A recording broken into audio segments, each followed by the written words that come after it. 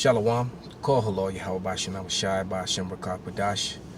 Double honors unto the apostles and the elders. Salutations to all my fellow laborers doing this work in truth and sincerity, risking their lives and their freedom to do so now more so than ever. This is your brother Malchaamah from the branch of the Great Millstone here in Chicago, and I'm on the road. I just pulled over for a moment to take a break, and the Spirit jumped on me to do this this lesson. And sometimes when the Spirit is hot, you got to go with it. And this is also a response to a video that Elder Yashawamba did. It's called Year of Prophecy. The nations are angry, and they are. And if you see the way that 2020 rolled in with some acts of violence in Iraq and Syria on sovereign land, and he gave the example of what it's like, and and I never really thought about it that way, but it was brilliant. And I'm just gonna lamb back on what he said. But he said it would be like a man having his house, and and us being embassies. America has embassies everywhere in all these other people's countries and homes. So it would be like a man having a list of instructions in your house, on your refrigerator, for your wife, your family, your children to follow, but it's your house. I'm going to take it even a step further. The man's going to have a 8x10 picture of himself with an 8x10 image of his standard, his flag, all right, over your bedroom doors. So every time you walk into your bedroom, his face and his standard is on your bedroom. His vibration is moving throughout your house, even though his vibration is something that that has nothing to do with you. All right. So really quickly, I'm going to read some scriptures. This is going to be a long video. You got, Esau got his meter maid, the Judite woman walking around ticketing people. So even though I'm sitting in the car, she might try to ticket me anyway. I've seen them do it. So I want to do this quickly. But I'm going to start with Micah. This is Micah 2:2, and it says, "And they covet fields, and they take them by violence, and houses they take them away, so that they oppress a man and his house, even a man and his heritage." All right, and this is what they do. They oppress you and your heritage, even in your own house, even in your own dwelling. This is what they do. And and one of the biggest issues that people are having with this, including Christians, is just like Elder Yashawamba said. The Christians want to start reading the Bible at Matthew. And I just had someone on my comment board, on an old video, just popped up right before I turned the camera on, saying Jesus loves everybody. And then this long, I didn't read the whole thing, and then at the end of it, it said, he loves the blacks, yes, but he loves everyone else too. Well, first of all, there's no such thing as black. And second of all, this person clearly does not understand the scriptures. And I just politely asked them to provide 4 precepts to prove your point. And then I made a second comment, was said, with haste, I need those 4 precepts. Because I doubt if this person even knows what a precept is. All right, because people are experts in church and religion and not in the Bible, man. All right, because the Lord declared the end in the beginning, and now the end is declaring itself. Let's grab that. And like the elder said, they disregard the Lord came for his people. They disregard the government that he's setting up with the Israelites in the end of days. They disregard the lineage of David and his role in the kingdom of heaven, and with his men and the 144,000 at government. They disregard all these things, man. All right. But this is Isaiah 46:10, and it reads, declaring the end from the beginning And from ancient times, the things that are not yet done, saying my counsel shall stand, and I would do all my pleasure. So all the prophecies had to play out, man. And that's what they're not dealing with. Neither E nor Jake or no Christian. The whole world of Christianity is dealing with prophecies. And that's why they stumble and fall and make themselves look like fools, because they try to go into the Bible without acknowledging the prophecies.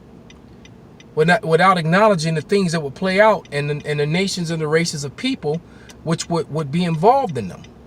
You know, in the beginning of the book, Who is Esau Edom, Charles Wiseman, the Edomite who wrote it, he politely tells you that the Bible is for people who've reached a point, or his book, to that could actually chew strong meat and understand the racial aspect of the Bible. The Bible has a racial aspect to it, which modern day Christian in the world is disregarding.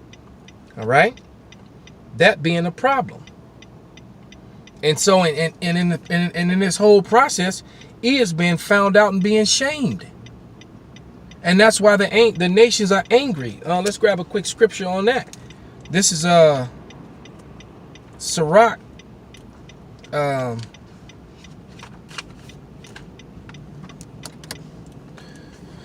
Sirach 27. Verses 15 and 16, and it reads, the strife of the proud is bloodshedding, and their revealings are grievous to the ear. All right, verse 16, whoso discovereth the secrets loses his credit, and shall never find friend to his mind. And that's Esau Edom has lost his credit throughout the world. Literally, his credit rating is shrinking, and his credibility among the nations has dwindled to the point to the nations are now rising up against him. And so he distracts with news and other things, and makes other people the boogeyman and the bad guy, like the current ongoing American Holocaust here in America on the Israelites, and now the demonizing of the Israelites who actually go out and do the work of the Lord, man. That's what they're doing. All right. But the Lord was declaring the end in the beginning, man. And last night, you know, I had a dream, a vision, and I saw a portion of that end. You know, I was like I was witnessing a movie in real time, man. I was watching a bunch of high-ranking military men in a bunker and suits who were clearly high-level people in the government. And they were all stressed out and chain smoking and losing their minds and panicking because they were inside these bunkers and they had lost control over the war situations, and missiles were inbound and incoming. And they were arguing about what they were going to do. And one man and another man stood there, and they I guess they turned their keys at the same time, and they just started pushing all the buttons and then just said, God help us. And what God were they calling on? They were calling on Satan, man, because they weren't calling on the God, on the power of Abraham, Isaac, and Jacob. And guess what? See, that's just it. He is in the trick bag, because what he doesn't realize or acknowledge, or he clearly doesn't understand, is that Satan works for the Most High God. He works for Yahweh and Yahweh Shai. He is a servant, and his servant was to cause confusion and chaos. And you prayed to him, believed him, and he goes back and he gives his full report to the Lord. And there's scriptures in the Bible to precepts to solidify that. Multiple precepts. You know, and it was just, and watching these men panic inside of this bunker, and they had, and with those small slits with the glass where they can look, and the small slits of glass were probably about 3 or 4 feet thick, and the walls were probably like 20, 30 feet thick, but it wasn't going to be enough. They knew that they were going to die. All right. And you could, and when you looked out the cracks and you could see through to the base and the other people, the other lower level military, you could just see them all panicking and driving around and just going crazy. And the people trying to escape their incoming doom, and there is no escape, man. Let's go to 2 Peter's 3 and verse 10. Because why E is setting us up, the Lord is setting him up, man. And our power is greater than you, E. All right? But this is 2 Peter's 3 and 10. And it reads, but the day of Yahweh will come as a thief in the night, in which the heavens shall pass away with a great noise, and the elements shall melt with fervent heat, and the earth also and all the works therein shall be burned up. So, you know, what kind of heat is that going to be? The same heat that was in Sodom and Gomorrah, but magnified. And it's actually going to make the concrete, the steel, the elements, lead, everything's going to melt. All right? Verse 11, seeing then that all these things shall be dissolved, what manner of persons ought ye to be in all holy conversation and goodliness, spreading the good news, man, doing the work of Yahweh while Yahweh shy. All right? Telling the truth, no matter what condemnation may come to you.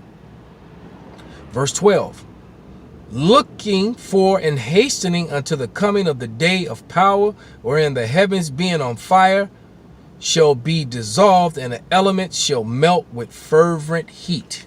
All right, so everything, and guess what? Humans are part of those elements, man.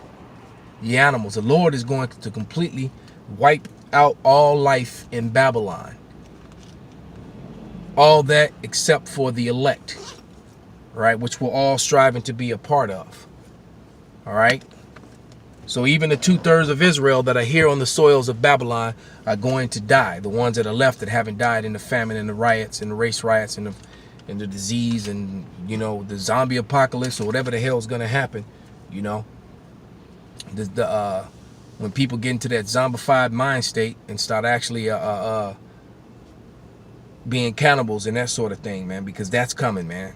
A complete and total utter breakdown of society. And all right, and I'm at the base of probably one of the most expensive buildings in Chicago, and one of the most wealthiest neighborhoods in Chicago collectively. And these people have no idea of what's coming to them. All right, so with that, I'm gonna give all praises, glory, and honor unto Yahweh Bashem Abishai, Wa Abba Babal, Shalom.